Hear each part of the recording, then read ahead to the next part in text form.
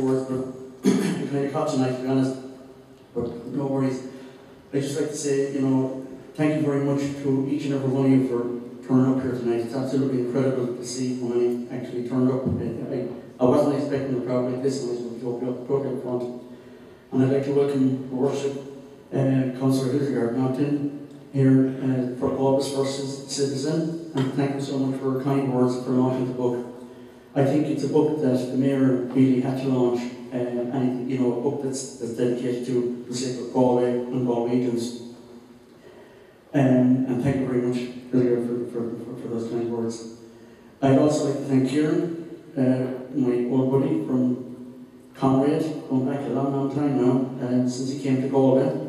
I think I met him almost the first week, and we've been friends ever since. And he's one word that really sums him up. When you look for something, no worries, everything can be, he finds everything, and to give him in a professional light, no matter what you seem to look for, he knows exactly what journal you'll find it in, what paper you might find it in, or what document you might find it in, and he'll be able to tell you the page number. So I don't know how he crams so much into the extremely intelligent brain that Kieran has, and to congratulate him also for the work he's been doing for the university and for his own personal work in medieval history. I want to say thank you very much, Kieran.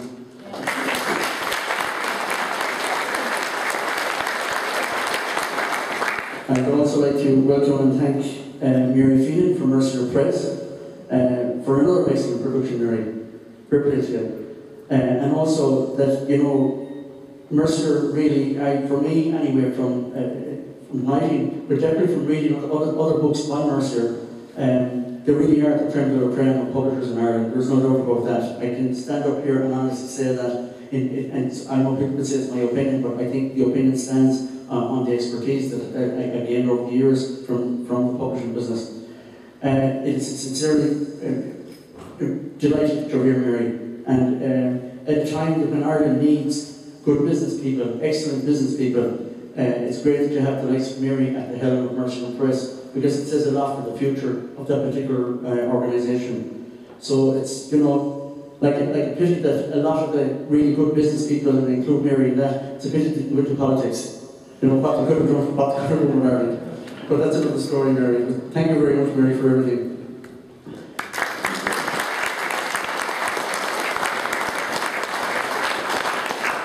Now, I'd like to say thanks to Keane O'Brien and the staff here at the Hotel Merrick for the food reception. I was going to say here in about 10 minutes from you, so I get to talk over and you get down to eat. And I want to say thank you very much for the wonderful venue that they provided tonight.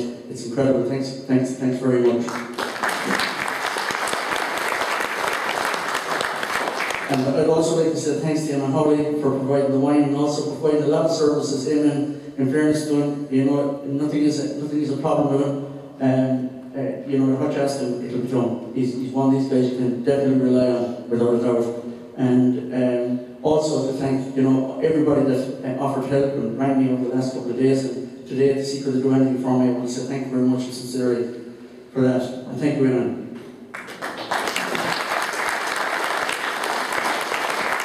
So I'd just like to say also thanks to Noreen, my wife, for, I think, I won't say 30 years of answering phone calls, but definitely almost 20 for taking phone calls, ensuring that I got back, and like more or less, you get a lot of messages, and you know, you get back to that man, you get back to that lady, you better get back to them. They're looking for you. Keep you prompted. And I think, you know, one of the books that came out of that prompting with Noreen was John Baba Jack from Letterman that's here today. The family book called Coffin Ship. I actually tried to avoid that particular subject at the time, and it was Noreen that took the phone call, and she insisted on me getting back to John, and of course the rest is history. Also for all the messages and that, and for, you know, for entertaining and sincerely when people call to the house, Noreen invariably has the apple tarts, the buns, and they'll probably encourage more to come to the house, but it's fair to me, like, because they're getting well fed, well looked after, well treated, and sometimes they really have to be moving Noreen out of the way with the entertainment that's going on, because I want to get to talk about history, you know. So, but thanks very much, Noreen, for all those years.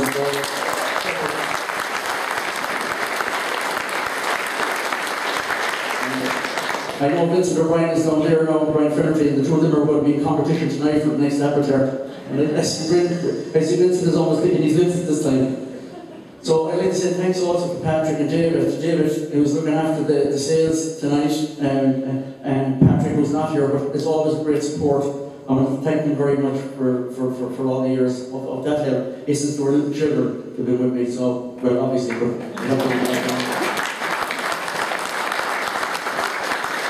and I'd like to say thanks very much to Lisa. Lisa's come to the age now, she's just hitting 12 and she started secondary school and she's becoming very handy to me in that sense. She goes through the quotes, you know, like proofreading quotes. She's absolutely brilliant because she picks up on everything, and I read it from the manuscript, or we take turns in it, and she really gets that right from Rita, so she does. that's what Brian told somebody used to do with the proof before. But Lisa, no, fair play to her, and tonight, first thing she said to me, Dad, I'm going with you to help you set up. And she came in with me, so thanks very much, Lisa. Thanks so much. And I'd also like to say thanks to my brother Oliver and Mary, my sister who can't make it here tonight, for all the support and all the help they've given me over the years. And again, nothing is a problem.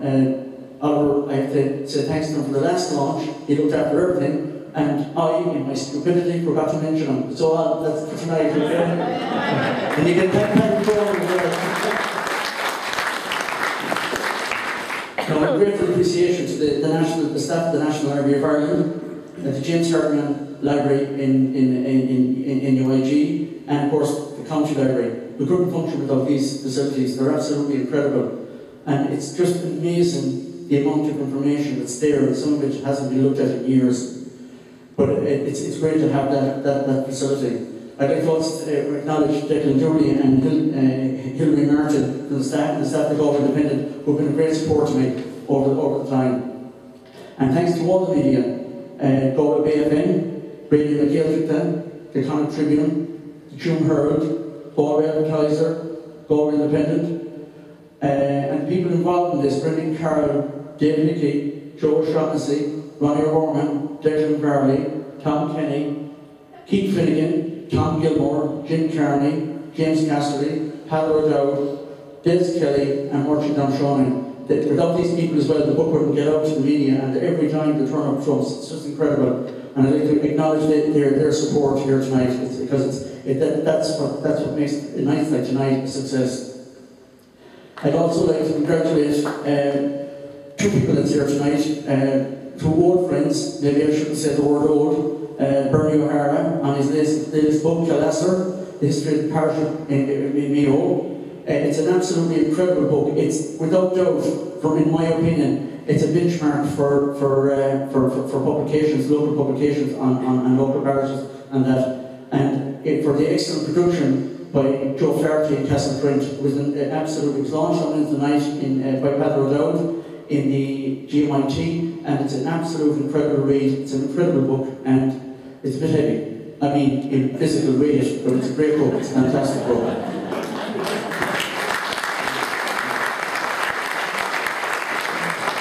I'd also like to congratulate Heather. Heather, two congratulations. He was honoured by the university as well this week, and well deserved too. And also for his latest publication, which actually has, I don't know if it's hit the shops yet, but it's the diocese, the Galway diocese, and it's Kilmacduagh and Galway and Kilfenora. It's an absolutely fantastic book. I mean that sincerely.